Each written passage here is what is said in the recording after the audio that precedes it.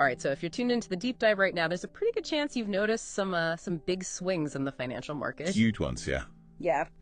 We know a lot of you are looking for some clarity on what exactly is happening and, kind of how to think about it all. Mm-hmm. So we're diving straight into the market's reaction to President Trump's recent tariff announcements and China's response. Yeah, absolutely. Focusing on Friday, April 4th, 2025. Big day. Huge day. Yeah, a really sharp downturn in the markets. And the key events there were President Trump's decision to raise tariffs, and then right after that, China came back with some retaliatory measures. Right. Okay. So let's try to unpack this. I mean, this is our whole goal here, is to understand kind of what the immediate fallout from these events was. What were the underlying worries that really seemed to trigger such a strong sell-off, and what do the sources kind of suggest about potential future implications? Yeah, for sure. So, I mean, if we look back at Friday, April 4th, where do we even begin? Like, where did the impact really hit first and hardest? So the immediate reaction was really kind of felt across all the major U.S. stock indexes, and it was substantial. Yeah. The S&P 500, which of course represents 500 of the largest companies in the U.S., it took a pretty big dive, 6%. Wow. And that was the biggest single-day drop since March of 2020. Wow. And it closed at 5,074.08. So significant there. And then if you zoom out a little bit and look at the whole week. The whole week was down, yeah. It was down 9.1%, making it the worst week since March of 2020. Wow. So that wiped out over a year of gains. I mean, you're back to levels last seen in February 2024. Exactly, yeah. So that just kind of shows you how much ground was lost in a short period of time. And I mean, the Dow Jones Industrial Average, another kind of key indicator, did not escape that, right? Not at all, no. It also plunged 2,231 points, a 5.5% drop. And it closed at 38,314.86. So, since its peak in February, it's down 14% now. And then for the week, 7.9% decline, which made it the sixth worst week of the 21st century for the Dow, and also the third largest one-day point decline on record for the Dow. I mean, that's some really massive movements. And then what about the technology-heavy Nasdaq composite? I mean, we've seen that one be particularly sensitive to kind of global economic shifts. Yeah, for sure. So how did it fare? The Nasdaq composite tumbled 5.8% and closed at 15,587.79. And that actually pushed the Nasdaq into bear market territory, so a decline of 20% or more from its recent high back in December. And so the two-day period following President Trump's initial announcement was the worst since March 2020. The Nasdaq was down 11.4% over those 2 days, and then 10% down for the week. Right. So we're talking about just widespread downturn, not even just isolated pockets. I mean, was there any sector that kind of managed to buck the trend on Friday? According to what we're seeing, it was very, very broad. Stocks fell for all but 14 companies in the S&P 500. Wow. So that kind of gives you an idea of how pervasive this sell-off really was. Wow. And so it wasn't just stocks either, right? I mean, other asset classes, commodities, for example. Did we see any big moves there? Yeah, commodities definitely felt the pressure as well. Crude oil prices tumbled to their lowest level since 2021. Wow. And then copper, which is often seen as kind of a barometer of global economic health, because it's used in so many different industries. Right, yeah. It also experienced a price slide. And there's concern there that this trade war could weaken the global economy. So it really is spreading. I mean, this isn't just a story that was playing out in U.S. markets, right? We saw international markets reacting as well. Oh, yeah, for sure. The repercussions were felt globally. Yeah. Germany's DAX, a major European index, was down by 5%. France's CAC 40 fell by 4.3%. And then Japan's Nikkei 225 saw a 2.8% decrease. So, it's like what happens here doesn't stay here, right? Yeah, exactly. Yeah. It's really interesting to see how interconnected the world's financial systems are, and, how policy changes in major economies like the U.S. and China can have, such widespread effects. So we've seen the market reaction. Now let's get into the specifics of what triggered it all. I mean, it all comes back to these tariffs, but, can we just kind of get like a timeline? What were the key announcements that set this whole thing in motion? So the initial catalyst for all this was President Trump's announcement earlier in the week where he talked about a big raise in tariffs. And, our sources aren't super specific on exactly what that announcement entailed, but it was clearly signaling an intent to escalate trade tensions.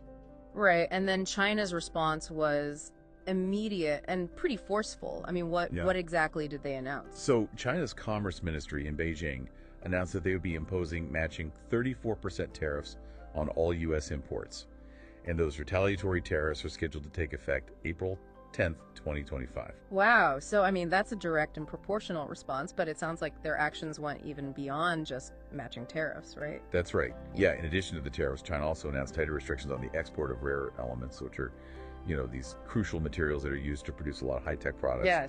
And they imposed trade sanctions on 27 additional U.S. companies. Oh, wow. So kind of a multifaceted approach to their retaliation. Right. So a clear escalation from both sides. And I mean, it's not hard to see why the markets reacted, so negatively to this increased uncertainty. So what were the primary concerns that seemed to be driving this sell-off?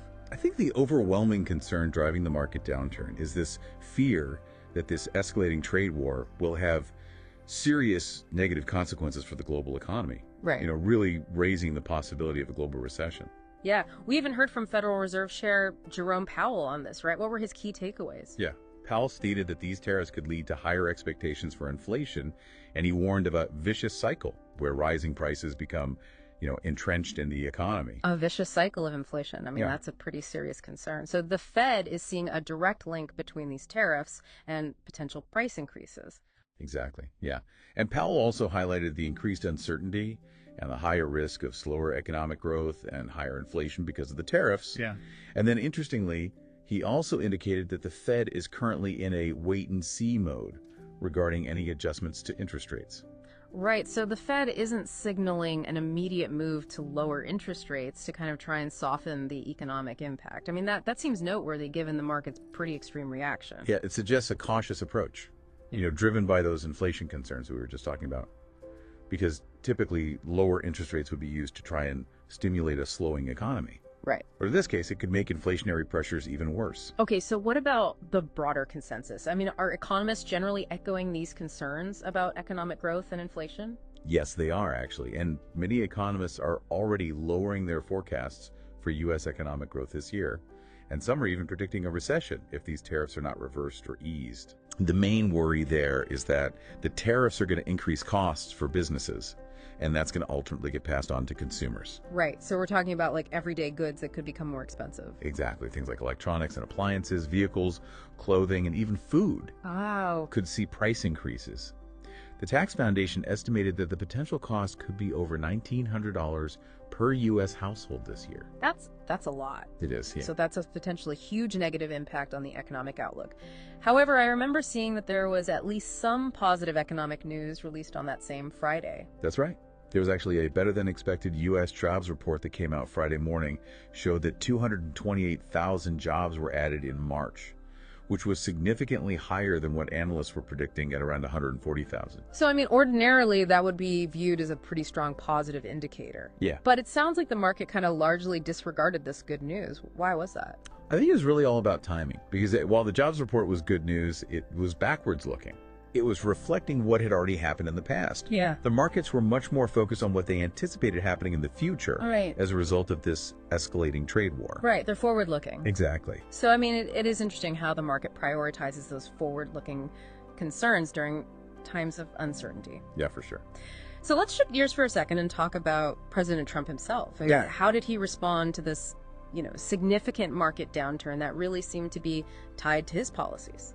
Yeah, so according to our sources, President Trump seemed pretty unfazed by all the market turbulence.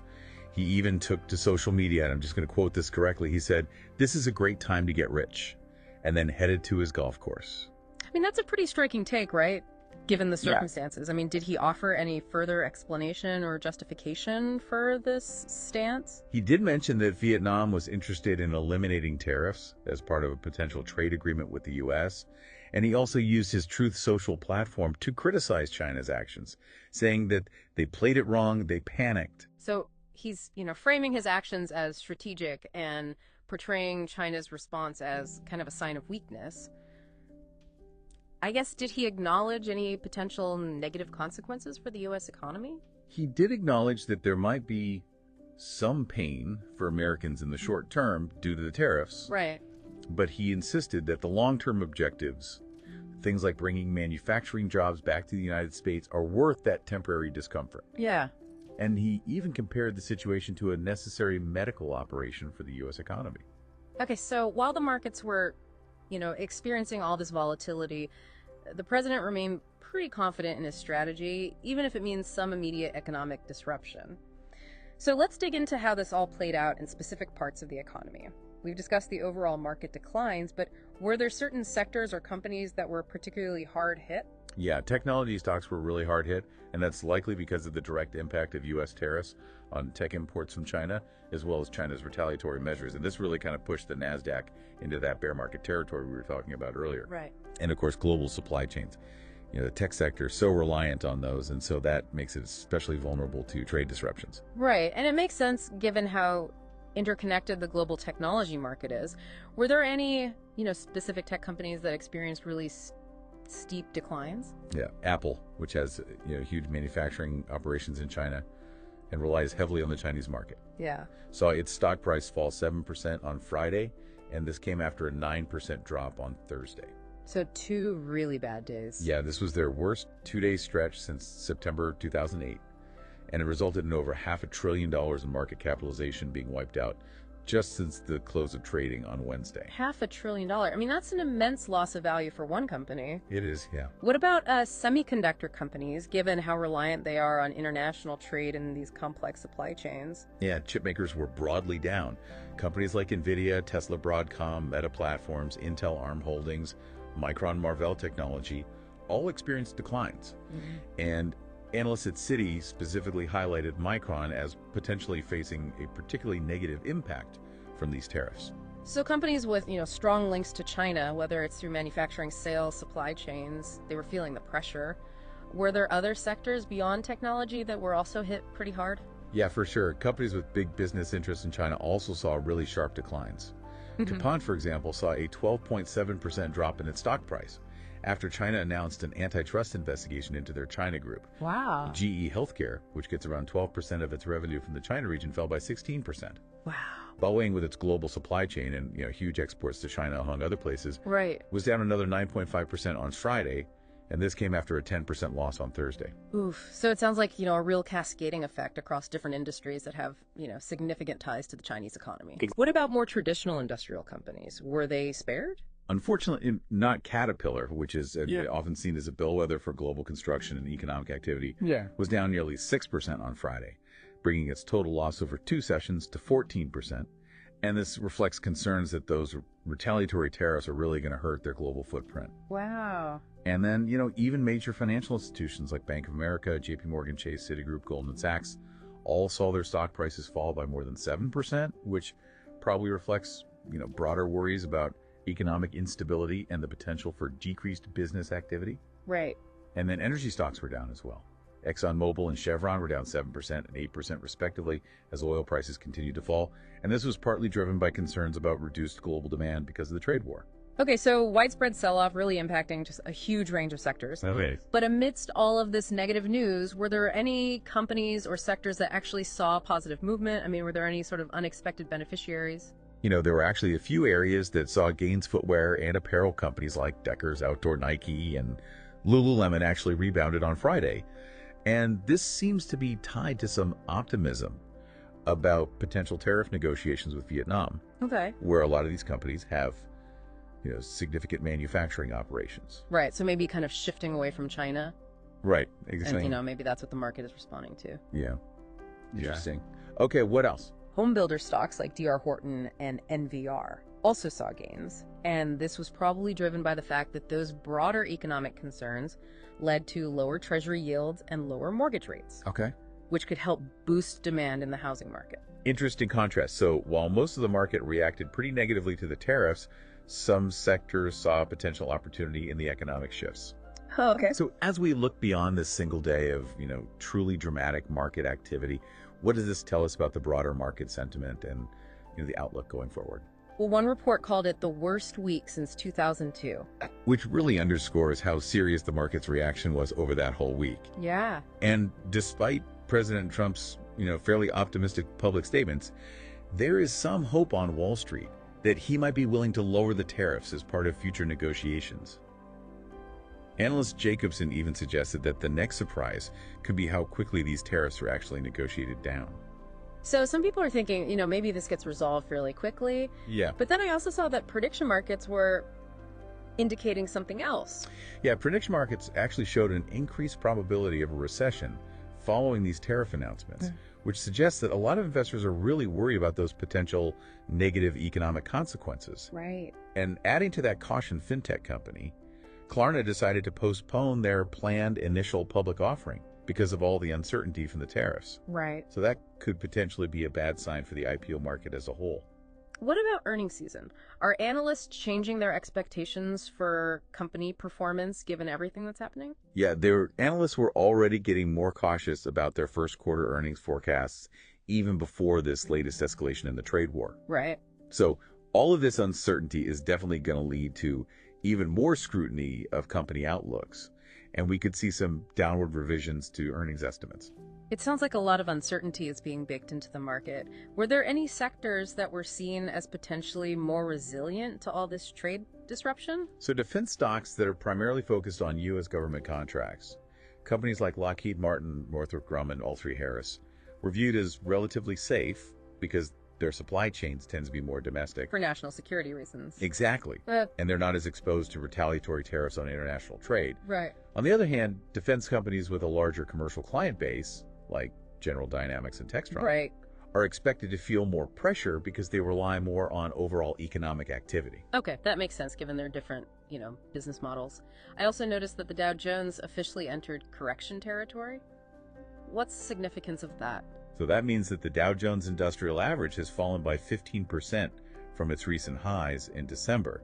And this is kind of in line with what we saw with the S&P 500 and the Nasdaq, which both moved into correction territory earlier in the week. Right. The Nasdaq even crossed into a bear market, which is a more significant and sustained downturn. Right. And how did the bond market react to all this volatility in the stock market? I mean, we saw some movement in Treasury yields. Yeah, so Treasury yields did initially decline as investors sought safety in government bonds. Okay. Amid all the stock market volatility. But then they reduced some of those declines after Powell's comments about inflation. Right. So you're seeing uncertainty in the bond market as well. It's really interesting to see how different parts of the financial system respond to all these events. We also heard some, reactions from outside the traditional financial world. Elon Musk, for example, expressed hope for zero tariffs with Europe in the future. And then Jaguar and Land Rover reportedly paused shipments to the U.S. Yeah, those are great examples of the very real impact of these tariffs on business decisions. Right. Jaguar and Land Rover's decision to pause shipments suggests that they're having to seriously reconsider their U.S. market operations in light of these tariffs. Yeah. And then we heard from farmers who were worried about potentially losing a huge export market in China. Right. Because of these retaliatory tariffs. And of course, retirees are also paying very close attention to the economy right now as their savings and investments are directly affected by all of this. Yeah, it really shows how these policy decisions can have a ripple effect across different sectors and impact individuals in all kinds of ways. So what about financial advisors? What were they recommending during this period? The general consensus among financial advisors was to stay calm and avoid making any rash decisions like selling off your stock holdings out of panic. It's really hard to time the market perfectly. Right. And if you try to do that, you could actually miss out on potential rebounds. Right. Buy low, sell high is harder than it sounds, right? Exactly. And it's also worth noting that even companies that didn't seem to be directly exposed to the tariffs, like Palantir, DoorDash, Netflix, even they saw their stock prices fall. Wow. Which just highlights how much market sentiment can be affected during times of uncertainty. And Nike, for example, hit a 7-year low. Wow. So a truly, significant market event triggered by these tariff announcements and China's response. I mean, just to kind of bring our deep dive to a close here, what would you say are the most crucial takeaways for listeners to keep in mind? The biggest takeaway, I think, is that Friday, April 4th, 2025, was a huge day for the markets as a direct result of these escalating tariffs between the U.S. and China. Right. We saw big declines across all the major U.S. stock indexes with the Nasdaq entering bear market territory. And all of this was driven by concerns about a potential global economic slowdown and the risk of rising inflation because of these trade barriers. And even though there was some good economic news that came out that day. The jobs report. Exactly. The markets remained focused on the potential future risks of this trade war. And then, we saw the impact varied across different sectors. Technology companies with heavy reliance on China saw the biggest losses. But then some sectors like footwear and home builders actually saw unexpected gains because of the unique dynamics of those industries. Overall, I'd say there's just a lot of caution and uncertainty in the markets right now, and this whole thing could have some pretty significant long-term consequences for global economic growth and corporate profitability. It really does sound like a pivotal moment in, global trade relations, and like you've been saying, so much of what happens next depends on future negotiations and, policy decisions. So as we think about this interconnected global economy and kind of the events that we just unpacked, here's a final thought for you all to consider. Given how sharply the markets reacted, how might this foreshadow, even more fundamental shifts in international trade and investment strategies down the road? It definitely encourages us to keep a close eye on these global trade dynamics and how they're going to continue to impact industries around the world. So yeah, thanks for listening to this deep dive. Thanks for having me. Really appreciate it. Gosh. It was a wild week, so thanks for helping make sense of it all. Anytime. All right, we'll see you next time. Sounds good.